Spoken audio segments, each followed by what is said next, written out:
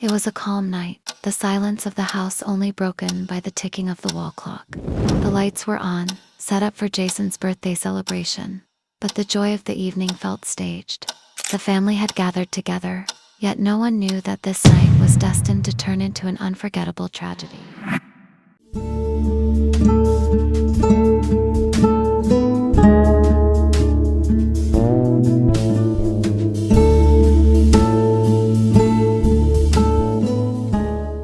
Christy Sheats was born in 1974 in Decatur, Alabama. From a young age, life was tough for her. Her parents divorced early on, leaving her mother, Rebecca Bird, to work tirelessly to provide for her. But Christy had a special bond with her grandfather, who stepped in to play a big role in her upbringing. She adored her grandfather, who filled the gaps with his love and kindness. Yet, he also had an unusual influence on her. A retired police officer, he taught Christy how to handle guns, introducing her to his impressive firearm collection. Christy spent hours with him in the dark basement of their home, listening to his stories and life lessons. Despite being enrolled in one of the best schools in the state, Christy struggled to connect with her studies. Constant clashes with classmates made her school years unbearable, though she managed to graduate. For college, she moved to Lawrence County in northern Alabama and worked as a secretary at a transportation company. It was there that she met Jason Sheats, a young specialist in the company. The two hit it off quickly. They spent their days hiking, taking trips, and even visiting Christy's hometown together.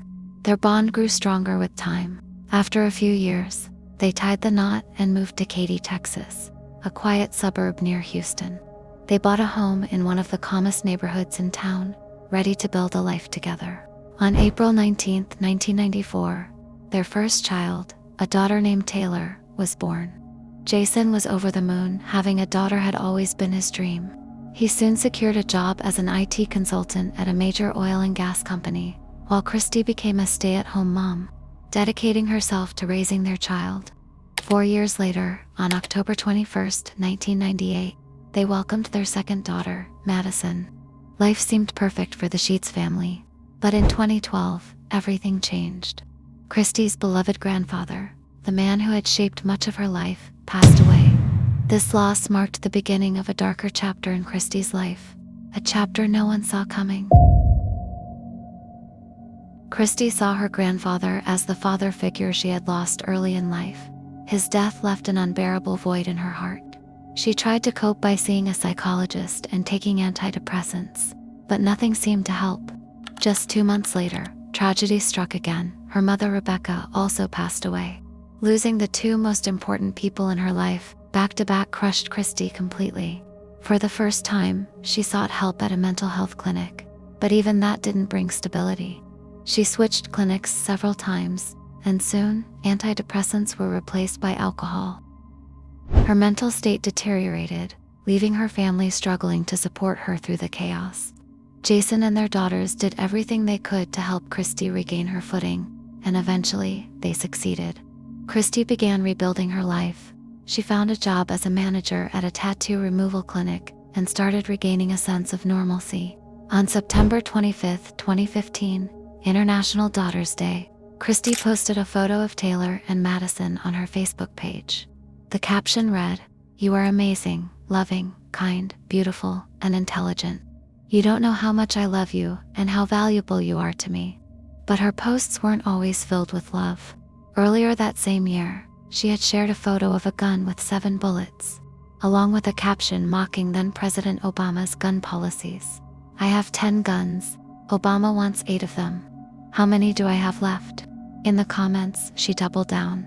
"That's right, I have 10 guns." Christy was a fierce defender of gun rights and an outspoken critic of Democratic policies aimed at limiting firearm ownership. She believed these restrictions would strip her family of their ability to protect themselves. Then came June 24, 2016, Jason's birthday. Christy and the girls had prepared a family dinner to celebrate. The family gathered in the living room, but instead of celebrating, Jason wanted to have an important conversation with his daughters. He had decided to file for divorce. Christy overheard him discussing his plans. The atmosphere quickly turned explosive. Her furious screams and curses echoed through the house, shattering the calm of the evening. After a heated argument, Christy stormed out of the house. Jason tried to reassure Taylor and Madison, promising them that things would get better. What he didn't know was that this promise would never be fulfilled. A little while later, Christy returned home with a gun in hand. The sight of Christy holding a weapon sent the house into chaos. Jason immediately positioned himself in front of the girls, trying to shield them. Screams filled the air as Madison managed to hide behind the couch and call 911. Her desperate voice could be heard on the line. Corporate 911, do you need to ambulance? Please forgive me, I'm sorry. Hello? I'm sorry. No. Hello? Please, I'm sorry. I want to do anything. Hello? Please don't put the door in us.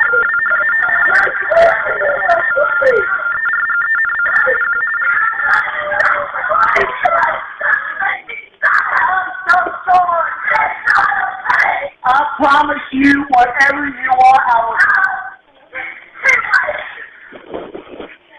will. Taylor made a second call to 911, but she couldn't speak.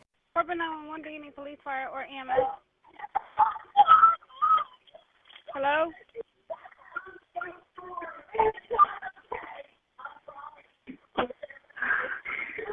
Hello? What is the address? Ma'am? Do you need police, fire, EMS? Yes, we need an ambulance right away. That people believe they're shot. Okay, stay on the line. Okay, you think they got shot, you say? Yes. Okay. There's a lady with a gun. There's a lady with a gun? Where? Yes.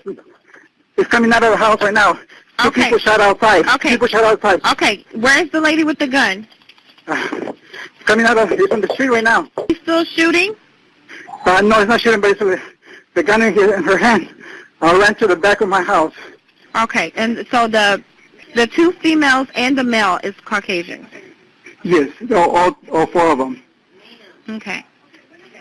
And is the male injured also?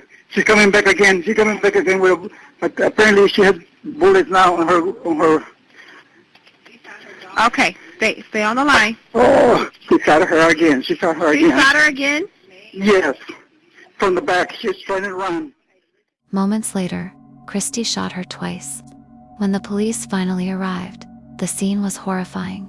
Madison, just 17, and Taylor, 22, lay lifeless. Christy stood next to Madison's body, gun still in hand, seemingly ready to fire another shot. One of the officers, unsure whether Madison was still alive, ordered Christy to drop the weapon. She ignored the command, prompting the officer to fire. Christy was killed on the spot. Medical reports later confirmed that Madison died instantly from her injuries. Taylor, though still alive when the paramedics arrived, couldn't be saved despite being airlifted to the hospital. The Sheats sisters were brutally murdered by the one person they trusted most, their mother. The sole survivor was Jason Sheats, 45. Christy had shot at him too, but he managed to escape to a neighbor's house and begged them to call the police. Jason was left in shock and needed hospitalization. The home where this family tragedy unfolded was sealed off, and the police began interviewing neighbors and witnesses. Interviews revealed a grim series of events. First, a minor argument had escalated into physical violence. Christy then grabbed a .38 caliber gun and shot Madison first, followed by Taylor. Both girls, bleeding and terrified, tried to escape the house. Madison collapsed outside the door, while Taylor ran a few more steps before Christy shot her again. Christy didn't stop there. She reloaded her gun, walked back inside, and fired another round into Taylor to ensure she was dead. Witnesses described Christy's actions as emotionless and calculated. Neighbors reported hearing the family arguing, followed by gunfire, and then chaos. This chilling account shocked the community. News outlets rushed to cover the story, asking the inevitable question: what drove Christy Sheats, a 42-year-old mother, to kill her own children? It turned out that the Sheats family had been living in turmoil for quite some time. Arguments and tension had escalated to the point where Jason had called the police over a dozen times. Eventually, he reached his breaking point and left Christy. Still, Jason tried to maintain contact, visiting occasionally. On the night of the he had come over at Christy's invitation for a birthday dinner. Little did he know, this would turn out to be the worst day of his life, the day he lost both his daughters in such a horrific way. Jason will forever remember June 24, 2016, not as his birthday, but as the day his family was destroyed. Now it's time to learn more about the victims and their relationship with their mother. Taylor, the eldest, was attending college. Though she had recently argued with Christy, she chose to overlook their differences and joined the family dinner to celebrate her dad's birthday.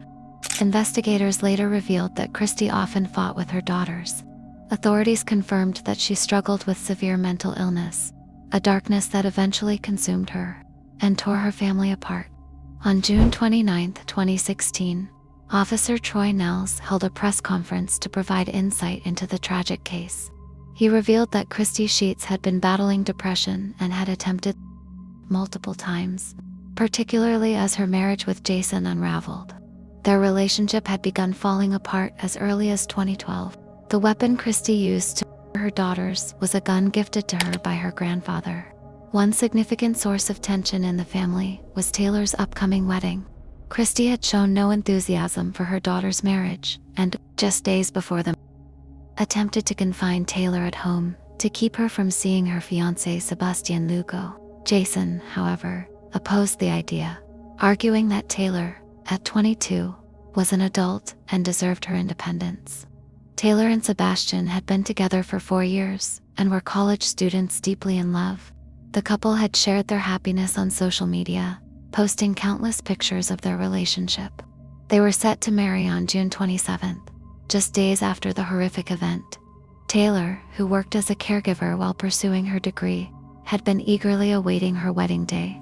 Her younger sister, Madison, a high school senior, balanced her studies with babysitting jobs.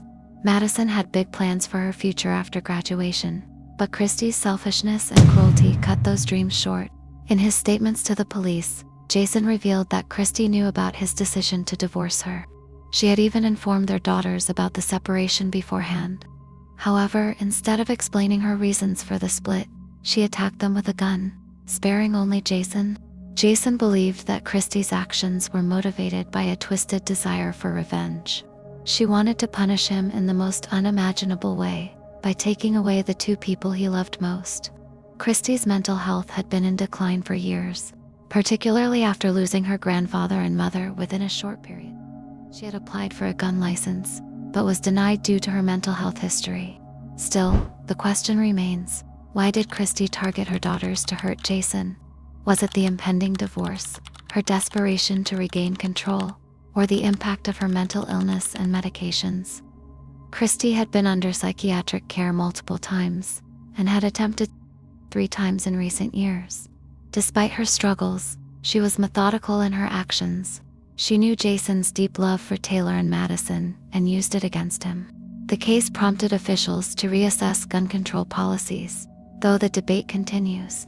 Christy's unwavering support for gun ownership ultimately led to her own demise and that of her daughters. While her exact motive may never be fully understood, one thing is clear: the Sheats family was plagued by tension and conflict that ended in unspeakable tragedy. To bright young women, full of hope for the future, are the victims of today's case. Taylor was just 3 days away from her wedding, and Madison, still in school, had a promising life ahead. But Christy couldn't accept her daughter's happiness and selfishly took their lives. That day, Jason was the sole survivor, left to carry a lifetime of grief.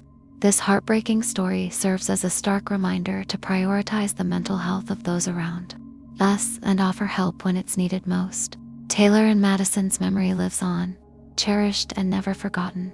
If this case shook you, wait until you hear Alessia Mesquita's story, a young woman's tragic end that hides chilling secrets, and the Axel Rudakubina case.